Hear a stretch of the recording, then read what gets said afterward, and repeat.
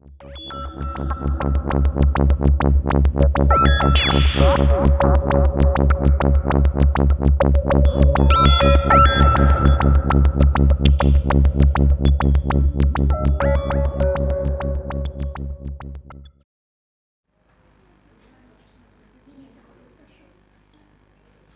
morning, ladies and gentlemen. My name is Paweł Wodziński. I'm a director of the Polski Theatre in Bydgoszcz, and I would like to welcome you very warmly in Bydgoszcz.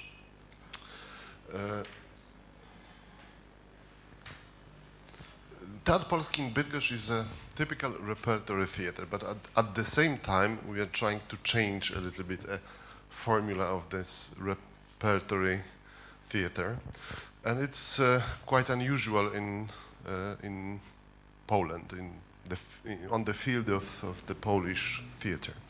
So this conference, this symposium, seems to be important in our professional practice, and we hope that the effects of this conference will be useful not only for us but for the whole Polish theatre. Is it working actually? No. Not really? Okay. This one maybe.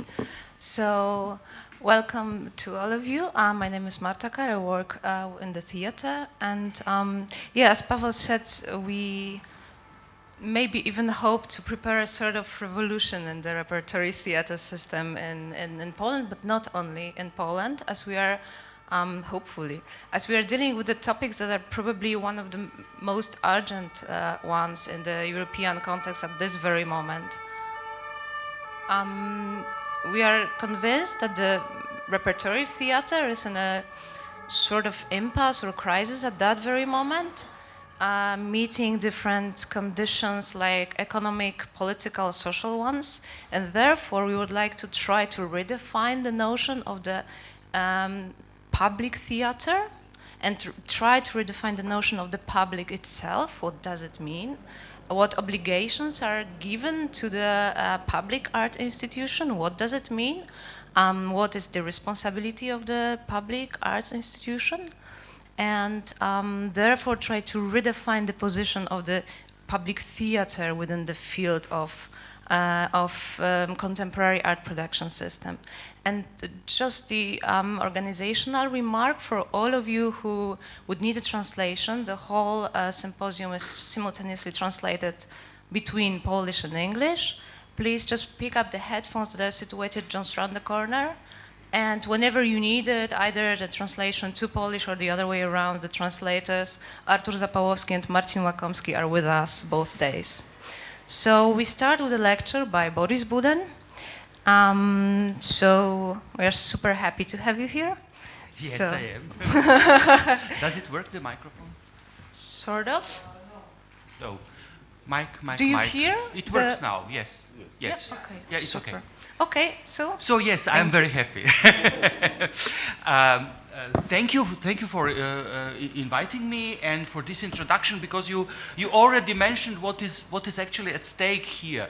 We want to think of theater and its function, but the question is whether theater has any function, especially whether this function is a social function. And I will come to this topic a little bit later, but the introduction would be this question, as you have heard, a question about criticality, or the problem of critique. Critique first within what we imagine as a broader art field, or something that used to be called art criticism. And it is not difficult, and I'm sure you will understand it. There is a certain awareness of a deep crisis of what, I repeat, used to be art criticism. So this is, even if we speak of criticality, it tells you something, at least that the old notion of critique, and especially in its social dimension, is somehow obsolete. and the question is whether there is still critique, whether it makes any sense to talk about critique.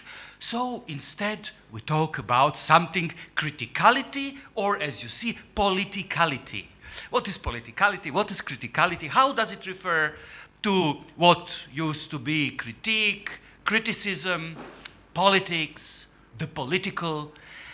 This will be sort of introduction, and as I said, I will later come directly and explicitly I will address the problem of theater within this radically changed space of contemporary art. I attended a sort of conference or discussions in Ljubljana this year, and the topic was similar in a way, the crisis of art criticism. And in the invitation of the conference, they defined few features, or better to say, few symptoms of what we can call the crisis of art criticism. The first of this is an almost total disappearance of art criticism from media, today's media. You know, this separate classical newspapers where you have these spheres like politics, like society, then culture, then within culture art, then within art you have art criticism. This has slowly disappeared, and it's not doesn't have the presence it used to have. Then a very, very important change, and I will explicitly talk about it, change in the role of art critic that has lost its broader historic relevance and this is crucial, is overshadowed by the new role, the role of the curator. So replacement of what was the art critic by what is a curator today. And the third important symptom is a dissolution of the authority of traditional professional competency of art critic. You know, today everybody can be an art critic. Everybody can take a part in the production of meaning of art, of telling the narratives of art. This special role has disappeared. This is a symptom, and it is part of larger transformation, moment of larger transformation. But what is interesting about this diagnosis is that it clearly connects the idea of critique with the crisis, with the notion of crisis. But this is now sort of self-reflection, critical self-reflection. Art criticism has become aware of its crisis, of the fact that it is in a deep crisis. And the question is now how to deal with the crisis. What is important? Art criticism is not aware of any crisis outside, but of the crisis of its own own field. This is in itself symptomatic. So, and then my question is there for art criticism today something else that is crisis too, something outside of its professional field of art critique? And then you have heard, we mentioned this is mentioned in the title, the notion of criticality. Actually, it was Irit Rogov who conceptualized this idea of criticality in a sort of I would say, historical genealogy or transformations of what once was art critique or art criticism. Rogov assets certain this transformation in the very idea of critique that has taken place recently, a transformation that consists of a move, and she describes this trajectory, move from criticism to critique, to criticality. These are three concepts now that are genealogically connected. The point of departure is this ism, criticism, in terms of what she calls a project. Criticism was a project. She defines it as being determined by a speculative ideological normativity. This is how I would describe it. Ideological normativity. It operates as an application of values and judgments grounded in a humanist ideology. But the operation of criticism implies also a certain disavowal, the disavowal of interest. So criticism is an ideological operation because it cannot take into account material conditions of its possibility. In this sense, it is also apolitical and consequently not interested in its social or political effects, less so in any sort of crisis beyond the field of art. Historically, she applies the concept of criticism for the classical modernist, modernist art, generally modernist art. Then, historically, it has changed to what she calls critique. What is critique? It is project two, articulated through critical negation of criticism. Its stake is, and I would call it, a deconstructivist turn in which manifold layers of post-structuralist theory got engaged with all sorts of cultural, sexual, and other differences. In fact, if you want to get it more in a more simple way, if criticism is typical for modern art and culture, critique is a tool of a postmodern, let's say, culture. And it is moved from classical industrial capitalism to a new form of capitalism, which can be summed up under the notion of globalization. So this is it also politically corresponds with this major change in the stakes of political actions from, as Nancy Fraser would say, from the concerns of social justice or struggles for social justice to the struggles for recognition. While we had classes and struggles within a society typical for modern age, for classical industrial modernism, they were replaced by the struggles for recognition of particular cultural identities, be it minorities, be it feminism,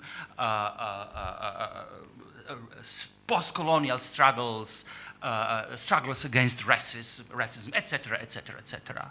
But now this historical reality can be perceived in terms of being saturated from the perspective of this critique, being saturated by not social but cultural injustices. There are not social injustices. It's not concerned or concentrated on what are social differences, social injustices, but more concerned about cultural, or it is what is at stake in what we call identity politics. So this is what was typical for critique, classical postmodern critique, which was able to deconstruct all sorts of identities. Just, the idea of a nation having some sort of essential identity in its culture, which is unique and persists through time. Like this was the deconstruction has managed to dissolve this idea and to dissolve the idea of these essentialist identities. But then it was replaced by this plurality of identitarian struggles. And then there is, and this is what Rogov called criticality, the move to the criticality. What is criticality? She means by that explicitly a phase of cultural theory. The main feature of criticality is an emphasis on the present, of living out a situation. Its goal is to actualize some of its potential rather than to reveal its faults. Criticality, therefore, implies rather a positive, not a negative stance. While it has the knowledge of critique, able to analyze and unveil, which is a classical for the period of critique, it also shares and lives out the very conditions which it has successfully unveiled. So, I deconstruct, I'm able intellectually, theoretically, culturally, artistically, to deconstruct the idea of an essential national identity. But I live in this nation. I am embedded into the situation I have successfully criticized, and I have destroyed in my critique. This is this double position of a new criticality.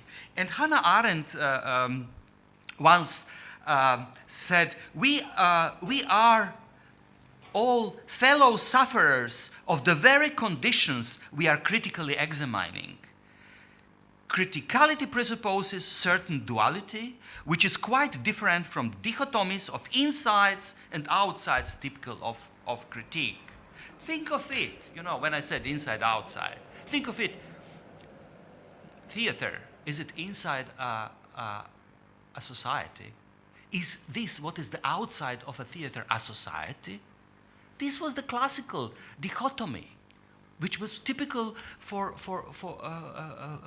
critique. Criticality doesn't see this space as divided in that way. And she mentions in philosophical terms like names like Deleuze, Nancy, and Agamben as being paradigm names for the criticality. In a way, criticality acknowledges intrinsic limits of critique and reconciles with the conditions it criticizes. It therefore abstains from strong critical statements or claims. It is modest, it is sober. I would call it a sort of disenchantment of critique or criticism. It's the concept of Max Weber who spoke of disenchantment of the world, the Entzauberung der Welt, meaning the condition of modern, secularized, bureaucratic Western society. And this is best expressed in the words of Irit Rogov herself. I quote, "One is after all always at fault. This is a permanent and ongoing condition, since every year we become aware of a new and hitherto unrealized perspective which illuminates further internal cultural injustices." This is what is criticality. This is crucial in understanding what it is and how criticality relates to what once was modern criticism. Criticality obviously implies radical separation of critical thinking and history or historical reality. The later historical reality is understood simply as a realm of cultural injustices. What we see, what is outside, how do we perceive it? We perceive it in terms of, there is this minority that should be whose unique identity should be recognized and should be saved from its minoritarian position, etc. But this is, we might call this historical reality, but the question is whether there is any history in it. Is, like I repeat, so just to remind you, just to push your imagination, does today's theater, is it able to find its place in history? Is theater in history? Is this what is outside of the theater a historical reality? This is a good question. I mean history in terms of historical change. Rather, it looks like permanent present in which nothing happens, at least in terms of change, able to make a difference between the past and the future. Instead, there are cultural differences that cause cultural injustices, and this is of what the permanent present consists of. However, something still moves in the permanent present. When I say permanent present, I mean constant no. There is no, yesterday and tomorrow. It is always today. It is always now. There is no difference between past and present. This is what is typical for the condition which is in a way still postmodern. But postmodern in the sense of the crisis of the postmodern. It's not the beginning, the 80s, when we discover something new, and when the notion, the idea of philosophical thinking, the idea of social change, all these radical ideas have significantly changed. And now we are now witnessing the closure of the postmodern, of the postmodernity, and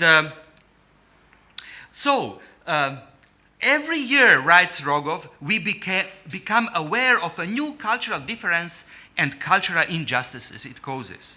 Consider the phrase "every year." This is not how we think about history. History is not. What is called history is 200 years old, and before that, we had some certain temporality. We now descriptively call history, but it was not. History was not a subject. Before, let's say, French Revolution, before the thinkers of Enlightenment, history is a space of constant repeating of the same. This is when this famous proverb, historia est magistra vitae, history is a teacher of life, makes sense. Why it makes sense? Because it is the same experience, like the conditions of a life of my father and the conditions of my life hasn't changed significantly. So I can apply his knowledge for my life. But now with the history becomes an experience in itself, an experience of something new. It creates something new. So you cannot apply a knowledge from the past for what is happening in the history because it is totally contingent. It is constantly new. And this is why Frederick the Great said the sons are doomed to repeat all the idiocies of their fathers. You make same faults because there is always something new. But we are now again in a situation when there is no this historical change. It is constant present, constant new. So it's a certain new experience, which I say it's a new experience which doesn't imply any experience of something new. This is what is crucial. Rather, this is how we talk of an empty mechanical flow of time, a quasi-neutral time that has nothing to do with a historical time. However, there is still a change in this time, but a change in the way we perceive cultural differences and their respective injustices. Hardly we have discovered the new cultural injustice, there is another lurking from the reality. So is our critique always late, and our judgments are always at fault. This being always late and therefore at fault is at the core of what Rogov calls criticality. And I quote, as I perceive it is precisely in the operations of recognizing the limitations of one's thought, for one does not learn something new until one unlearns something old. Otherwise, one is simply adding information rather than rethinking a structure. Just think, a question, very simple question. Does what we call criticality take place in society, within a society? Is something like social critique possible? I will come later to this. So the difference between new and old, which is merely a difference in knowledge, for Rogov, difference between new and old is a difference within the knowledge. It is an effect of faultness of critique. The concept of criticality implies a very simple, not transcendental awareness of the impossibility of our knowledge as historical condition. When I say not transcendental, the modern critique with Kant was born in terms of transcendental question about the conditions of the possibility of knowledge. First, I must know where are the limits of the knowledge before I produce knowledge. And this was called by Kant critique. This transcendental level has completely disappeared. There is no question about the conditions of the possibility of critique today, but that is simply, she admits that there are limits and that we don't know and that we always fail and that our critique is not able to produce anything new, and that it takes place under something which I would call ahistorical condition of a permanent present. And criticality, in fact, it celebrates its own shortcomings as a virtue. Instead of following this genealogy of critique, of modern criticism, I will rather remind you of another concept, which is the concept of crisis, yes, which is the concept of crisis. So, originally, and this is with the Enlightenment, the critique, the criticism and crisis were connected. So, I believe that both crisis and criticism have something in common, that there is an authentic relation, and moreover, interaction between them. It belongs essentially to modern experience, to the experience of modernity. Therefore, an act of criticism almost necessarily implies the awareness of a crisis and vice versa. A diagnosis of crisis implies the necessity of criticism. And I will skip a little bit because you are more interested in theater, and just to say that what is socially meant by the bourgeois class, classical bourgeois class, it was born, it was created through a critique.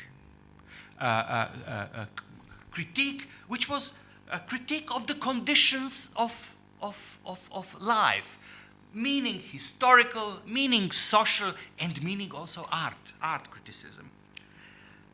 And this is precisely in this context, we shouldn't underestimate the role of art and literary criticism, especially in the development of the modern philosophy of history. It was precisely art and literary criticism that produced at that time among the intelligentsia the awareness of a contradiction between the old and the new and the modern, and in that way shaped a new understanding of time capable of differentiating the future from the past. While in the case of classical modern criticism, the difference between new and old, and what is the difference between new and old? This is the backbone of modernity. This is the backbone, or if you like, the paradigm of modernism. Modernism in terms of cultural form, moreover, of a Western cultural form. If modernism is a cultural form, this what made it so important and so powerful is the mechanism of the differentiation between new and old. And this is interesting, as you know, modernism as a style was, we say today, international. I would rather say it was absolutely, totally translatable. Modernism was, be it artistic, be it in architecture, be it in politics, be it like, communism as an idea, was translatable in every corner of the world. Why was it translatable? Because it could have been reduced to this paradigm of the differentiation between new and old. And what is the differentiation between new and old? Of course, it is a differentiation in time, but a cultural differentiation.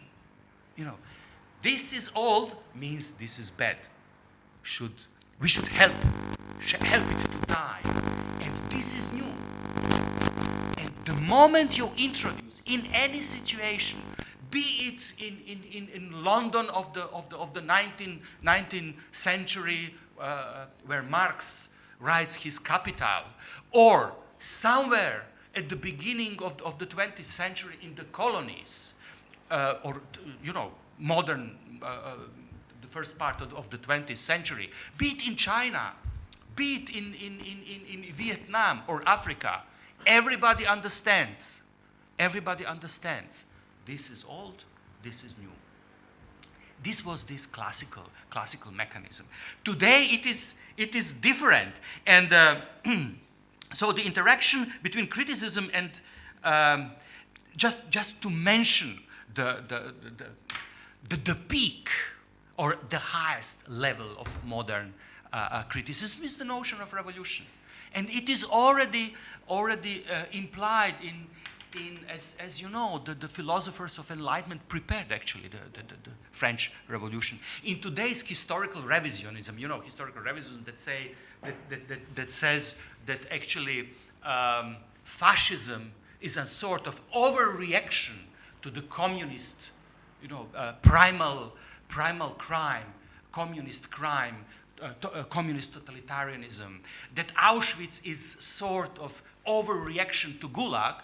In fact, historical revisionism always goes much further, deeper into the history, actually blaming not only French Revolution for what we call totalitarianism of the 20th century, but even the philosophers of enlightenment.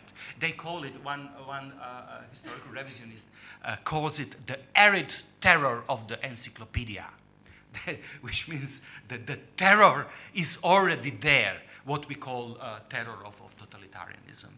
So, but this was the time when Rousseau writes this famous sentence, "Nous approchons de l'état de crise et du siècle de révolution." You have in one sentence the crisis and the revolution.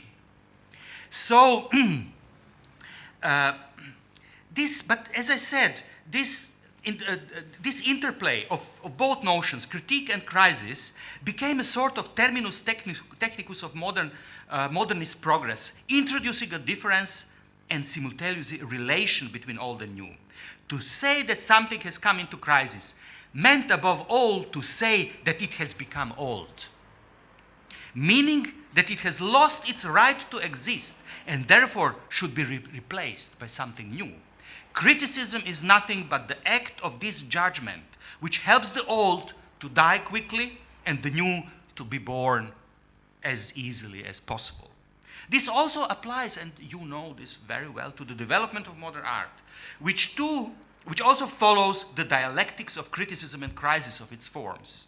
So we understand, for instance, realism as a critical reaction to the crisis of romanticism, or the idea of abstract art as a critique of figurative art, which has exhausted its potential and therefore came into crisis. Also, the tension between art and prosaic reality was interpreted through the dialectics of crisis and criticism. So was modern art, especially in Romanticism, often understood as a criticism of ordinary life, of ordinariness as such, which means of a life that had lost its authenticity or its meaning, a life that has also entered some sort of crisis. But recently, the notion of crisis has disappeared from critical activity. The best example provides precisely Irit Rogov's concept of criticality. Not only it doesn't, actually, the way how she connects the concept of criticism, critique, and criticality. Not only it doesn't relate to any sort of crisis, it understands historical transformations of criticism as a phases in the history of cultural theory.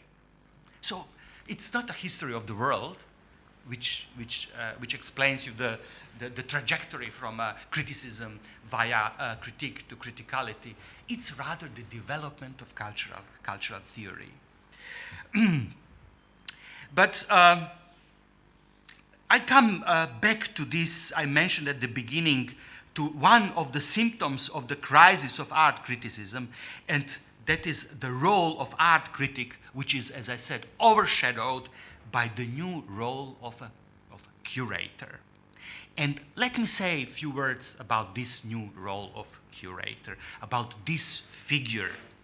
It is usually said today that curator has moved, the idea of curator, of this figure, has moved significantly from what was traditionally museums curator. It was a person responsible for taking care for art there, for stockpile of art objects, and responsible for selecting it and for displaying it in public. This was classical, but already in the 60s, there is a change. And just to say, the classical figure of curator is intrinsically attached to the institutions and has a clearly defined function and location within a given society. You have a curator within an institution, like a museum, and this institution within a society. It is very clear, the location, who is where. And responsibilities are clear, and the function is clear. But already in the 60s, emerged a new figure, the curator as an independent exhibition maker, author of an exhibition, acquired a curatorial figure, acquired authorial position. Now, curator operates in a broader social and cultural space, organizing large-scale exhibitions of contemporary art and addressing rather a general public than a particular, clearly socially distinguishable art audience. And just to mention a few names who personify still this transformation, like Harald Seemann, Kaspar Koenig, Pontus Hultén. These are these names that stay for this change, for coming out of a curator, coming out from an institution of the museum, into broader public space and becoming an author, not a person, being there to take care of something. So this is the move from this non-creative post-production of art, which was classical curator, to the very production of art, to the creation. This is the role of creator, authorship. At stake is certain abnegation of the role of curator as a person occupying a position that is part of public institution, a position typical for museum curators. So, curator and institution are separated. I will later explain what actually happens in this transformation. So, according to Frederick Jameson, the figure of curator features today as a sort of replacement for the avant-garde. What was modern avant-garde? Now is condensed in the role of curator. Curator is now, as Jameson writes, I quote, the demiurge of those floating and dissolving constellations of strange objects we still call art.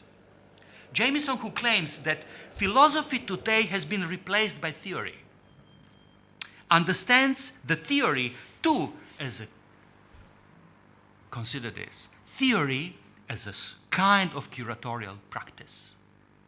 These theoretical writings, what we traditionally still call philosophy, it's a result, these texts, of curatorial practice. Theoretical texts emerge as a result of selecting named bits from various theoretical or philosophical sources and putting them together in a kind of conceptual installation. When you see a book today,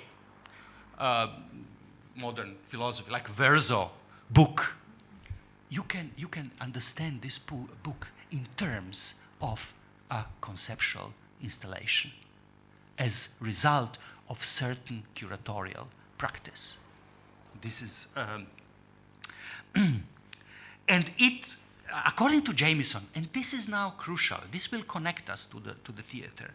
The source of this, the transformation of the role of curator, not only transformation of the figure of the curator, but the dissemination of the curatorial practice into all other fields like theory production, has the source in the happenings of the 60s.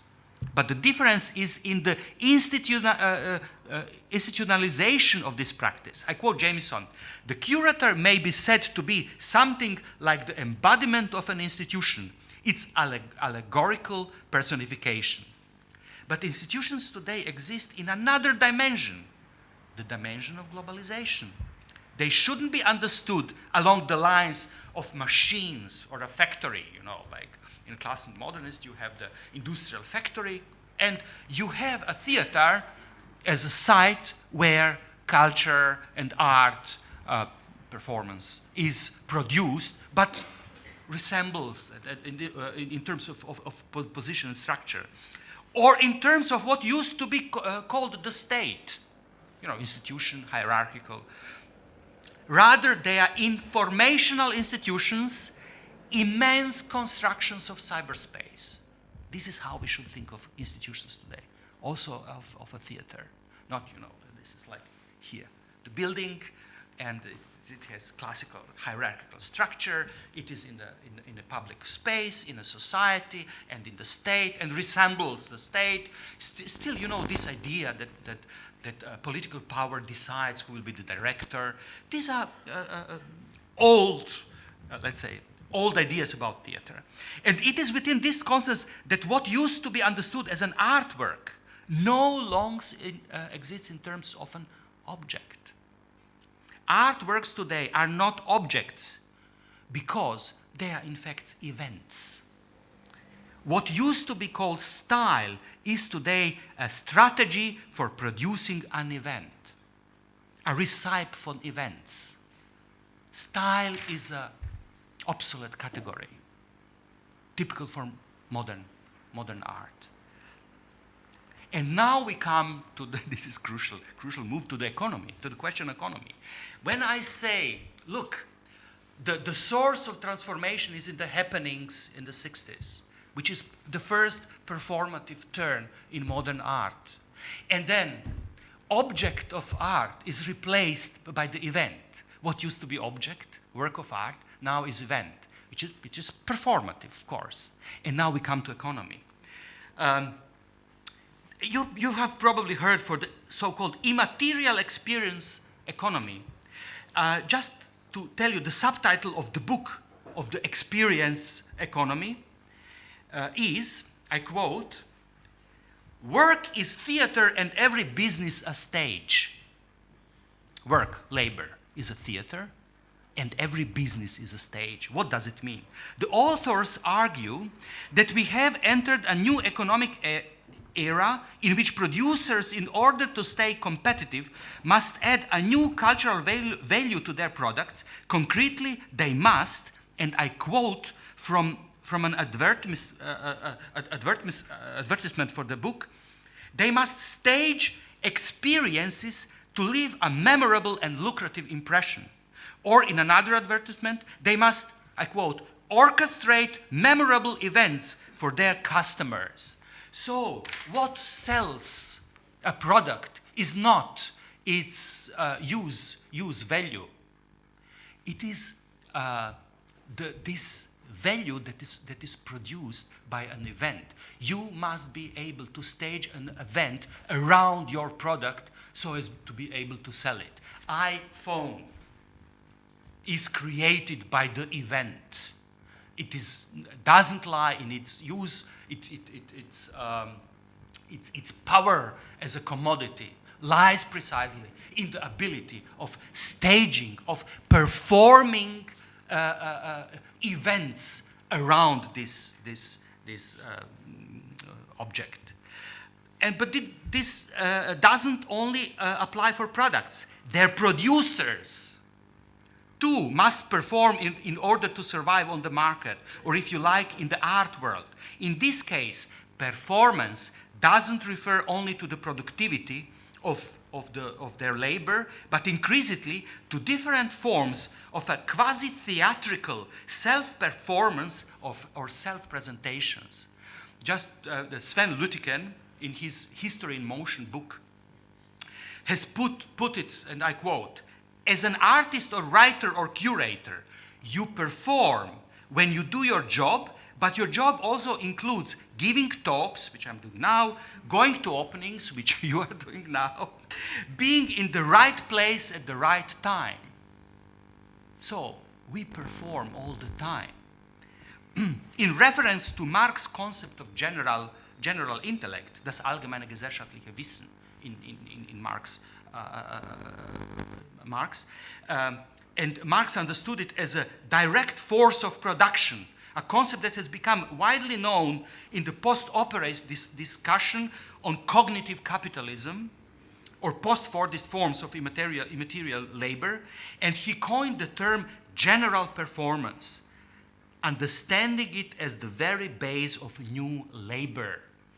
Performance is not is closed in the theater, so we, from the world in which there is no performance, go to theater to watch it on the stage.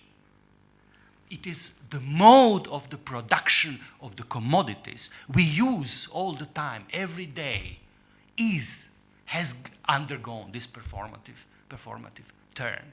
We all have to perform in order to survive.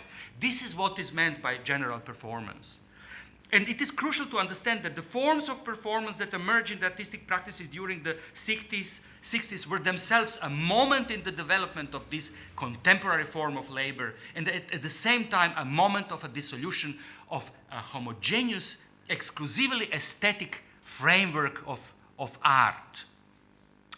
And this is why Lüttiken calls them generic and potentially general. I will skip a little bit, but the point is that he calls it generally, he names it the establishment of the regime of economic general performance. This is how the cultural sphere or cultural production where it meets the general mode of overall production. Within this regime, both producers and their products must appear on the stage and step before an audience to perform. More concretely, to perform an event. However, not any event, but one that can be remembered, a memorable event. This is how a company sells its products, by winning the hearts and minds, not of customers, product customers, but of an audience. And in this way, secures their loyalty. Product doesn't have customers, but has a loyal audience. iPhone has an audience, not customers.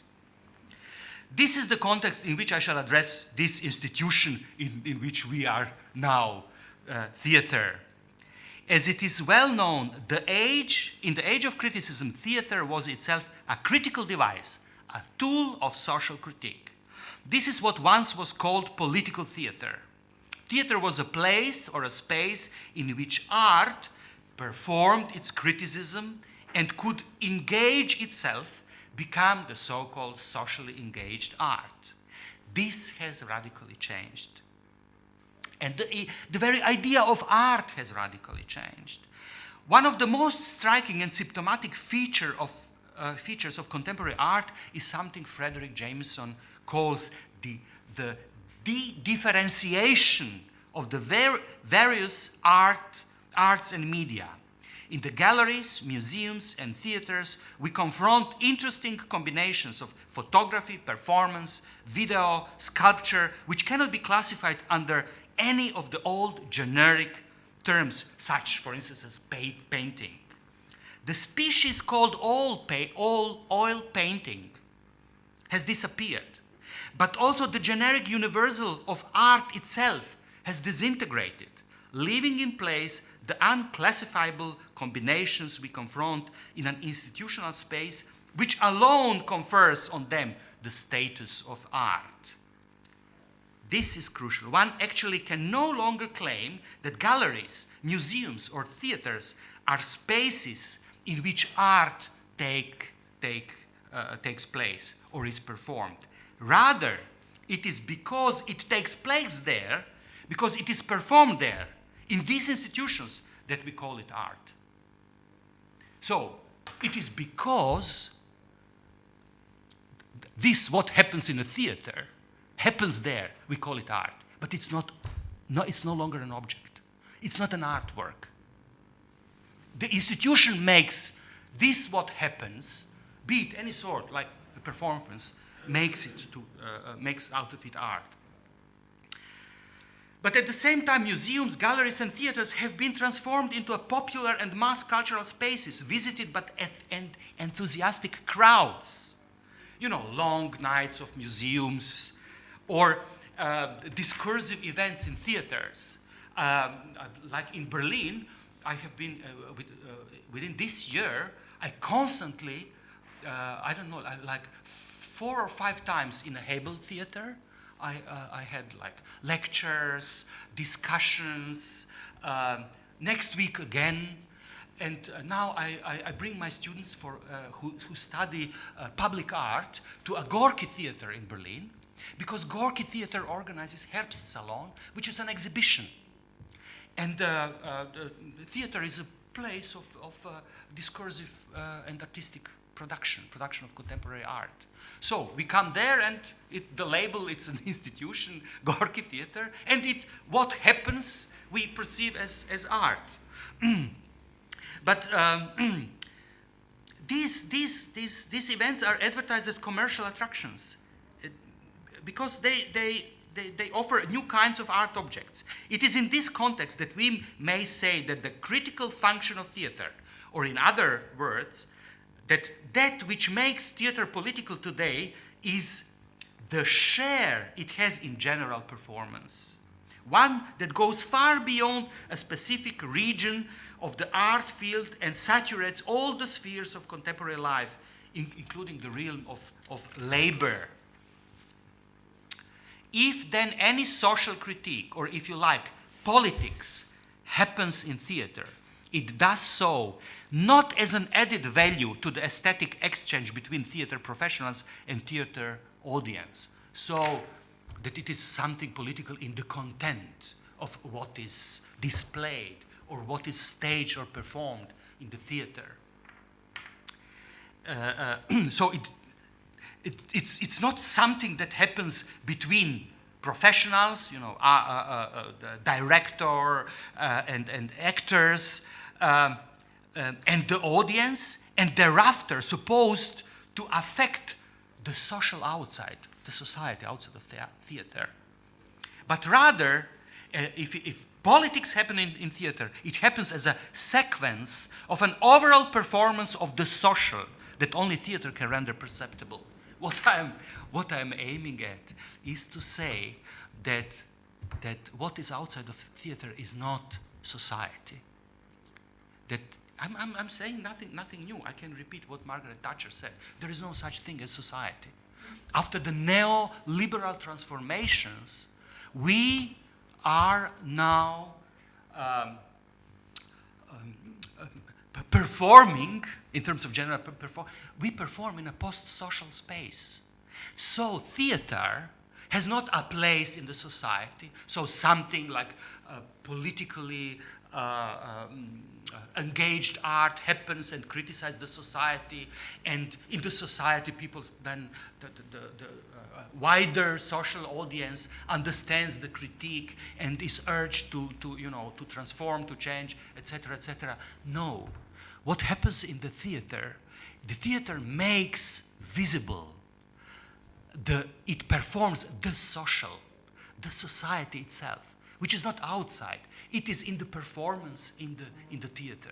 Theater performs the social.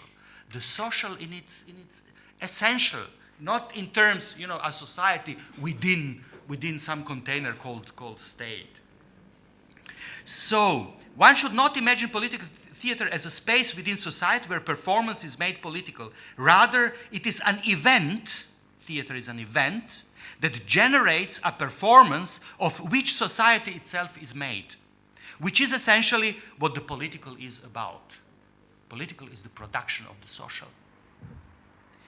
A theater that has become political in this sense can no longer have its proper social location. It takes place wherever society is performed, and it is performed whenever society takes place. Discussion about a theater's social function made some sense as long as theater was still seen as an outstanding instrument of social critique, which we can imagine as a sort of social autopsy. That is, ever since the idea of body called society had emerged. As such, it reached its height in the era of modernity and in the metaphor of mirror. As a mirror, theater didn't simply reflect social reality, but rather depicted the ideal of social transparency, the idea that social totality is representable, which is still, in our concept of democracy, we still believe that our parliament is able to represent the social totality, or the state institutions. Yet this picture was in fact a still life. It laid bare the deepest secrets of the social body, but this was a body that no longer moved, a society that was already finalized in its shape and enclosed in its space, a society that was clearly demarcated from its outside, based on a single fundament and articulated through one language, one history, one culture, one identity, a body on which theater performed, but which itself did no longer perform. In short, a dead body. This explains why its dissection, this autopsy, the cut that theater performed on the social body to expose the anatomy of its senses didn't really hurt. On the contrary, it produced pleasure, an aesthetic pleasure. And it also produced knowledge, the profound, empathic, and telling knowledge we used to call social experience. Bourgeois class goes to theater, and learns something about its society, about history, about and has an aesthetic pleasure, enjoys theater. This is the old theater. In the age of society, this age, when society still existed, theater was one of its most renowned both storytellers and historytellers. Those who filled its auditorium were expected not only to enjoy its performances, but at the same time to learn from them for the benefit of the whole society. It was a time in which a society had its culture, its art, like Polski theater. It has its culture, which is Polish culture. It has its art, which is Polish art.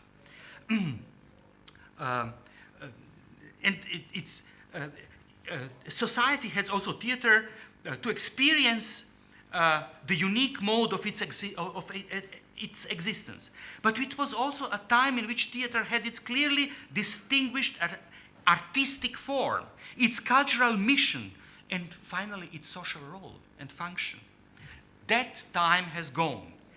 Theater is out of joint. Moreover, the good old social matryoshka, this Russian nesting doll, a theater in its art, an art in its culture. I can add Polish culture.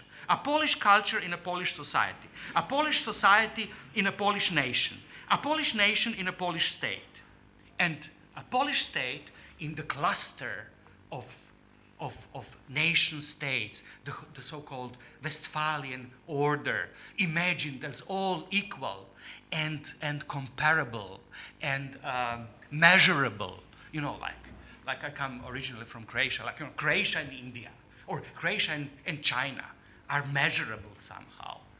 You have 4 million people and 1 billion. But you are supposed to think that you can somehow, that they are somehow equal. This is this old idea. And this world, mysteriously interconnected in the fantasy of an universal linear history, has fallen apart.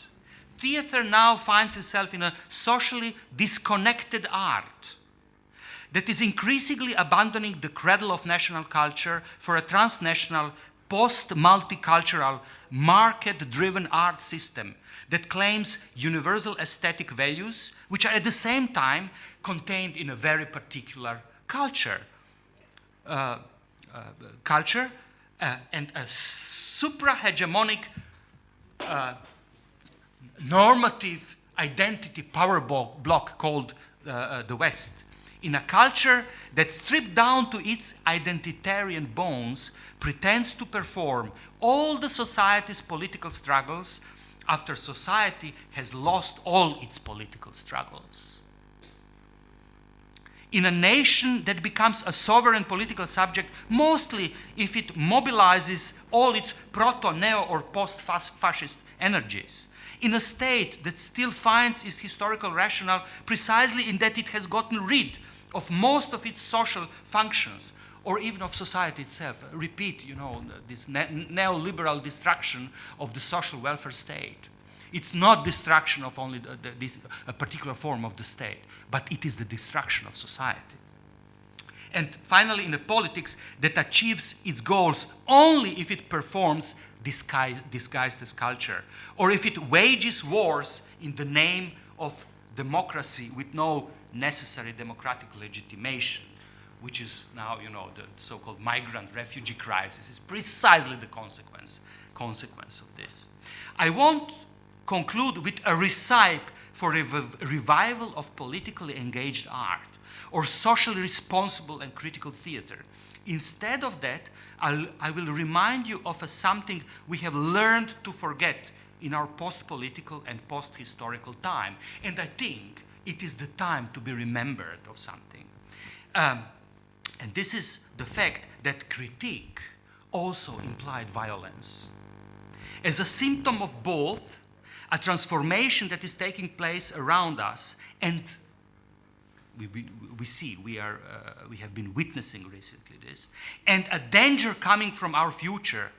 And symptom is nothing but a message which is sent by which your illness is sending you from its future. And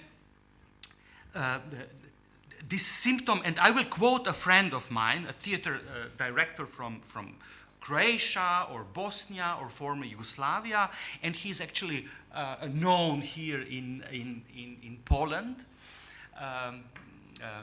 Oliver Frljić, as you know, he was censored here. And I said a director, but it would be better to say a curator, as I would call it, a curator of performative events we still call theater. So Frljić, who never claims himself the competence of a professional theater maker, and he admits that he comes actually from performance art. I quote him, "As a matter of fact, I discovered theater through performance art." Frljić actually doesn't believe in a socially transformative potential of art. So he doesn't believe in the art's ability to perform a social critique and so change the world for the better.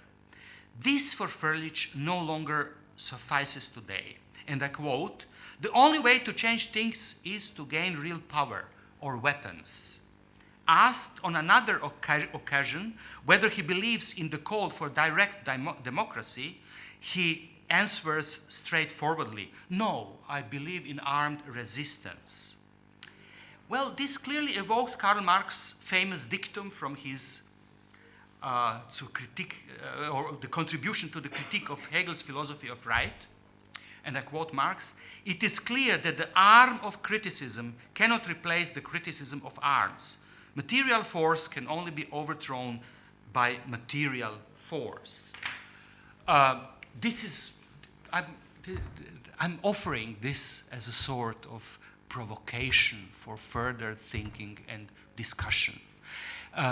I'm mentioning a possibility that we have slowly approached the end of the so-called struggles for hegemony within a post-violent, post-war, post-political, post-modern world that was believed, the world of post-history.